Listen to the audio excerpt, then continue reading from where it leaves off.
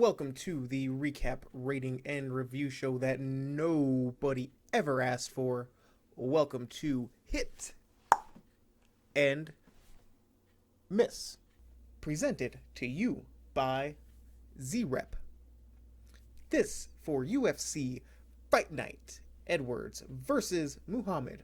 Now, you already know the deal. We recap and review all the action that took place inside and outside UFC's Octagon. There's my Octagon. And the purpose here at Hit and Miss is to watch the event, take all the information we can, enter it into the Hit and Miss rating device 4000, the most sophisticated rating system in the world, provided by Z-Rep.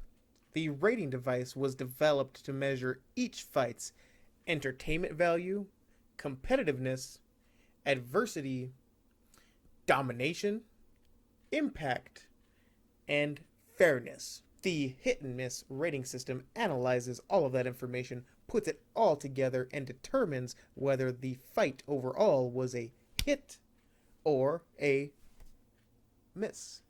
Now, hit ratings are earned for fights or moments throughout the event that were either well worth watching, deserve to be rewatched, or is something that you should go out of your way to go watch in case you missed it. Now, in order to earn a miss rating, the Hit and Miss rating system would have to determine that this fight or moment just did not work out for whatever reason. Either it was not entertaining, there was no competition, there was no adversity to overcome, there was a lack of dominance, no impact, or it just was not fair. But that's not all. Hit and Miss also covers the entire event from a sports gambling perspective, covering all the hits and all the misses. So, if you're like me and like to wager money on people throwing hands inside of a cage, then Hit and Miss is the show for you. We cover and recap each fight's moneyline wager, the overs, the unders, prop bets. We even celebrate the fighters that got the job done for us by going on a victory lap that we take at the end of the show. If you hit on a big winner, please stick around, lift your head up high, and join us on the victory lap at the end of the show. Alternatively, if you missed out on your best bet or lost, we do not shy away from our mistakes here. In fact, we acknowledge them and then we move on.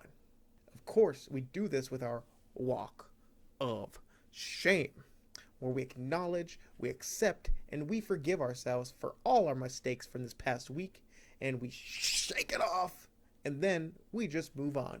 Because there is greatness within you, and you deserve better. Isn't that right, Grogu? Hit and Miss does not have a sponsor for this week's video, but if we did, right now is when we would promote the shit out of you. Let's begin. Our first fight of the evening was in the welterweight division between Matthew Semelsberger versus Jason Witt. This one was over quickly. A 16-second knockout victory for Matthew Semelsberger.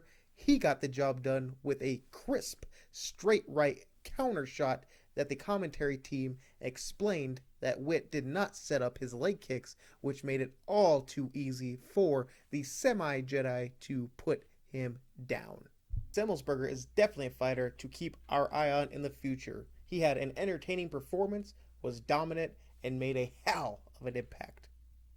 According to our rating system, this fight was easily a hit rating. Congratulations to Matthew, the semi-Jedi Semelsberger, improving to an 8-2 professional record, getting his 5th TKO victory, and is now on a 5-fight winning streak, hitting the minus 125 moneyline favorite and hitting the minus 110 under 2.5 rounds. Our second fight was in the women's strawweight division between Gloria DePaula and Jin Yu Fry. Now, I'm an optimistic otter, not a pessimistic penguin. But the goal here at Hit and Miss is to be honest and transparent. So, with that, I can never diminish the heart, willingness, and toughness it must take to step inside a cage, vulnerable to the world, laying it all on the line, just for a chance to become the absolute best in the world. Much credit and respect to all fighters who are willing to step inside of a cage and throw down to be the best for our entertainment. And now, I want to let it be known and make it perfectly clear before I get into this breakdown that I am a weak nerd, coward, and a loser. But as a human, a mixed martial arts fan, and an overall consumer of entertainment, I can't recommend passing on this fight enough. You have to ask yourself, was that fight entertaining? No. They both seemed greener than a light, and the action slowed down to a snail's pace, which isn't necessarily bad, but this fight just was not clicking for me. And you gotta ask yourself, was it competitive? No. Was there adversity to overcome? Somewhat. Fry answered the striking with takedowns and positioning. Did either establish dominance? No. Frey laying on her clueless opponent does not count as domination. Was there an impact? No. I mean, where do they go from here? Just do yourself a favor and bet against these two women anytime you see them stepping foot inside of an octagon. And because of those reasons, our sophisticated rating system recommended this fight as not just a miss, but a strikeout. Avoid this fight at all costs. But congratulations to Jinyu Fry on improving to a 10-6 professional record, getting her 7th decision victory, and cashing in as a plus 160 underdog, and hitting the minus 360 over 2.5 rounds. The third fight of the evening was in the women's flyweight division, featuring Courtney Casey and JJ Aldrich. Now this was your classic striker versus wrestler match. Very entertaining, back and forth, full of narrative, easy to watch, earning a hit rating. Casey's game plan was to utilize boxing skills, defend takedowns, and be smart. And if it gets to a clinch, do your best Derek Bugard impersonation and make it a hockey fight.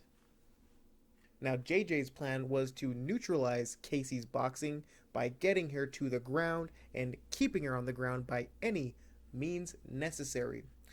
JJ was eventually able to wrestle Casey down to the ground by the end of the first round. Throughout the fight, Aldrich almost had zero head movement, took 3 big shots, backed her up. Casey attempted to secure her back, but eventually got taken down and was pretty much neutralized for the majority of the second round. And credit to JJ Aldrich's toughness. She ate shot after shot, combo after combo. It had little to no effect on her. It was terrifying. Brought back some serious Terminator vibes. JJ does not throw much, but when she connects, Casey makes it look like it hurts. Aldrich was able to finish the third round looking like the fresher, more effective warrior in the cage.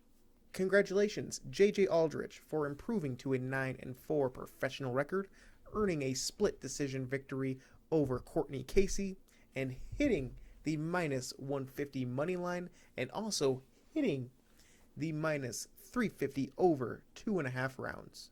And that fight was rated a hit.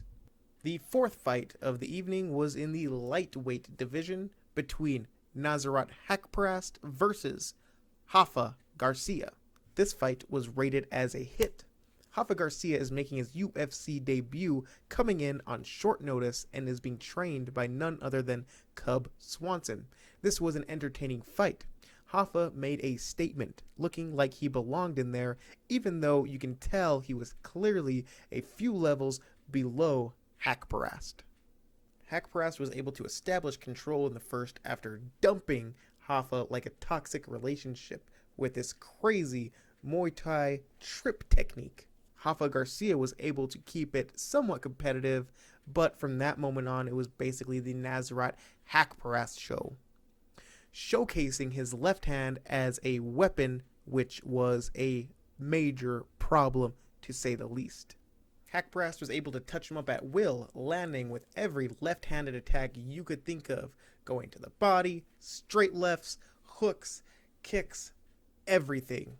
Congratulations to Nasrat Hakparast, improving to a 13-3 professional record, earning his 4th decision victory and hitting the minus 400 money line. And next up we had Ronnie Yaya versus Ray Rodriguez in the bantamweight division. This was an entertaining jiu-jitsu showcase for the 36-year-old Ronnie Yaya. Yaya made an impact with an absolute clinic in Brazilian jiu-jitsu. You can tell it was only a matter of time before Rodriguez was either going to be tapping or he was going to be napping. Ronnie Yaya was finally able to secure the head and arm choke, which got him his 21st submission victory early into the second round. And real quickly, I just want to shout out the commentary team, especially DC and Bisbing. How outstanding are those two? Their play-by-play is so clear and so detailed. I, a moronic imbecile, can understand and appreciate Ronnie Yaya's BJJ game plan through the power of their knowledge, wisdom, and infinite vocabulary. Thank you. Now, this fight was rated as a hit. Congratulations to Ronnie Yaya, improving to 27-10-1, hitting the minus 300 money line, and hitting the plus 180 under 1.5 rounds. Next up was a fight taking place in the featherweight division, and hands down the fight of the night between Charles Jourdain and Marcelo Rojo. This fight had incredible action. Now, I've seen summer blockbuster movies with less action than this fight. And if you have not seen this fight, I recommend strongly that you change those plans today. And if you have seen that fight, I highly recommend that you go back and rewatch that fight, because why the hell not? This fight was not just a hit, it was a home run. Highly entertaining and extremely competitive, Rojo was able to control the center of the octagon, stand his ground, and look for counter knockout shots. Jourdain was looking for angles just to try to get in and cause some type of damage. Rojo started the second round even more active and busy than he had in the first round. There was an unfortunate eye poke, which even led to Rojo asking the referee, "What's wrong with my eye?" which was kind of a foreshadow of what was to come later on in the main event. Then Rojo really started to put it on Jourdain. Jourdain weathered the storm, remained calm, and stayed steady with a variety of kicks that were able to keep him alive just enough to see the third and final round. In between the second and third round, Charles Jourdain dug deep. He overcame all that pain, all that adversity, and he went to the corner, he sat down, and he said, "He's done. I'm going to finish him.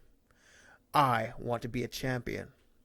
And from that moment, Charles Jourdain evolved from Charles Jourdain into Charlie Jordan. Much like a Pokemon. In that moment, Charlie Jordan would have beaten whomever was standing in front of him. Jason Voorhees, Thanos, a hippo. It didn't matter. It didn't matter. Now, unfortunately, Marcelo Rojo, he was the one who Charlie Jordan, had to beat. And beat he did. Jourdain dropped him with a powerful shot, and then he proceeded to throw everything at him. He even leaped off the cage like a ravenous murderer and attempted to finish the job. Mark Smith had seen enough. Congratulations to Charles Jourdain, going to an 11-3 professional record, earning a tough 8th TKO victory and hitting the minus 260 moneyline favorite and hitting the minus 110 over 2.5 rounds. Next up was the prelim main event, a women's strawweight fight between Angela Hill versus Ashley Yoder. It was great to see Mike Beltran back inside the octagon. He's what heart attacks say that they're as serious as when they are kidding around. This fight was a total mismatch, not competitive whatsoever. Hill was super dominant, blocking everything Yoder threw at her. Hill was so damn fast. I can't tell if Yoder was that damn slow or if Hill was that damn fast. Wow. We are at the point now where we just have to ask ourselves, how tough exactly is Ashley Yoder? I mean, damn! She just took it over and over and over again. Just wash, rinse, and then repeat. And then Hill got her in this crazy Muay Thai clinch scenario and unloaded these ferocious, game-changing knees directly into her body. I had to get up and lock my door. I was scared that Angela Hill was going to come in and start whooping my ass. Why, that's just how scared that I was, wasn't I? He knows. Either way, congratulations to Angela Overkill Hill, earning a hit rating through our sophisticated rating system and hitting on her minus 370 moneyline favorite, overcoming her 2-fight losing streak, and also hitting the minus 390 on the over 2.5 rounds, getting her 8th decision victory. Then there was a truly funny moment during Angela Hill's post-fight interview with DC. She was cursing and it got censored by Disney, which I don't understand why Disney decides that they can allow to have violence and severe brutality, so much so to where we're seeing fighters get beaten within an inch of their life, but they're not going to allow us to hear a couple of curse words. That's the hill they choose to die on. Moving right on to the main card of the evening. This fight took place in the middleweight division between Eric, your boy, Anders, and Darren, the dentist, Stewart. Anders' strategy seemed to be utilize his wrestling to get Stewart down to the ground and establish ground and pound. Stewart was able to defend until Anders pulled the bouncer technique. Anders looked strong and he looked powerful. He was landing at will and made all Anders bettors start to rejoice. But as history has shown, you get two people and put them inside a cage, tell them to start throwing hands with each other, and we have seen anything can happen. And I mean anything. And anything did happen.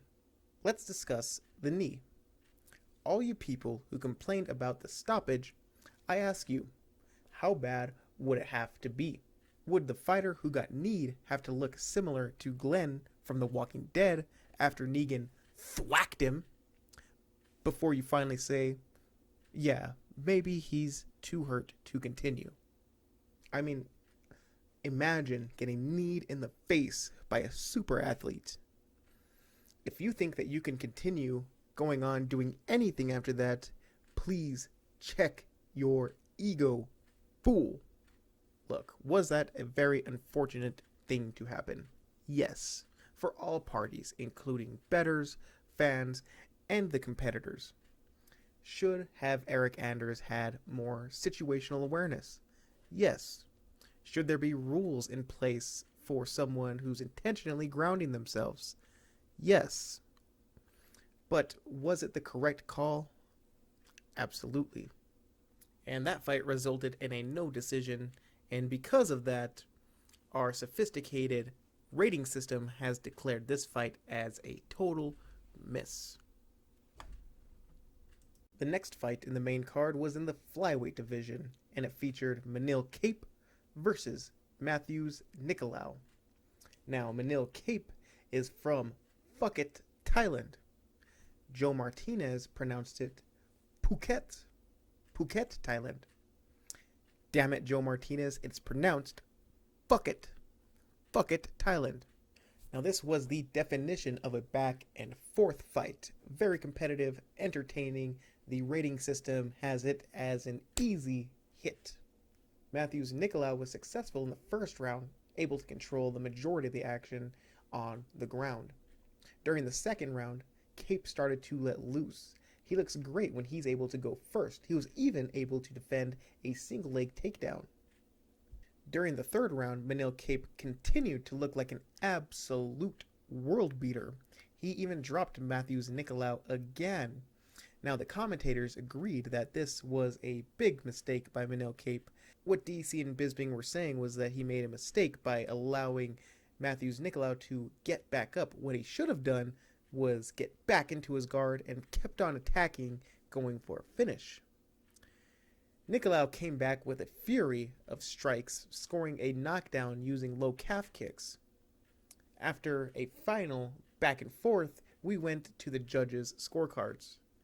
They scored it 29-28 Cape, 29-28 Nicolau, and 29-28 Nicolau for the winner by split decision, Matthews Nicolau. It was definitely a fight that could have gone either way. If you want to make an argument that Manil Cape won the fight, I wouldn't stand here to argue with you about it. But either way, congratulations to Matthews Nicolau on improving to 16-3-1 professional record, hitting as a plus 115 underdog, and also hitting the minus 130 over 2.5 rounds. Up next was another bantamweight fight, this one between Jonathan Martinez and Davy Grant. Now, I'm being perfectly honest, I have witnessed 4th of July fireworks displays that have been less entertaining than this fight that happened here. I highly recommend that you go out of your way to watch this fight if you have not already seen it. And if you have seen it, go back, run it back. Treat yourself. You deserve it. Now, what was the difference maker in this fight was Davy Grant's footwork. It's what really started to set him apart in this fight. Other than that, these guys literally traded everything. Kicks, fists, knockdowns. Davy Grant put Jonathan Martinez's lights out 3 minutes and 3 seconds into the second round. Congratulations to Davy Grant on improving to 13-4 professional record, scoring his 3rd TKO victory, his 2nd in a row, also being our big dog winner of the week. The biggest underdog winner on the card, cashing in the plus 250.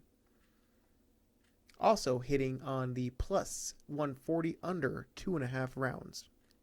Next up was our final featherweight fight of the evening, this one between Dan Ige and Gavin Tucker.